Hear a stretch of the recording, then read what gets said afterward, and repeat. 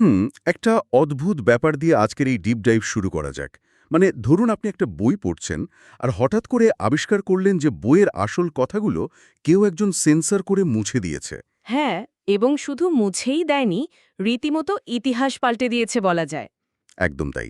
মানে ঊনবিংশ শতাব্দীতে শেক্সপিয়ারের নাটকের সম্পাদনা নিয়ে ঠিক এমনটাই ঘটেছিল। ধরুন দ্য টেম্পেস্ট নাটকে মিরান্ডার একটা দারুণ রাগী সংলাপ ছিল। সে ক্যালিবানকে প্রচণ্ড রাগে বলছিল অ্যাভয়েড স্লিভ, মানে ঘৃণ্য দাস। হুম, বেশ কড়া কথা। হ্যাঁ, কিন্তু সেই ভিক্টোরিয়ান যুগের সম্পাদকেরা ভাবলেন, আরে মিরান্ডার মতো একজন শান্ত ভদ্র নারীর মুখে এমন উগ্র কথা, এটা তো একেবারেই মানায় না। তো তারা অবলীলা শেক্সপিয়ারের মূল লেখা থেকে লাইনটা কেটে মিরান্ডার বাবা প্রসপেরোর মুখে বসিয়ে দিল।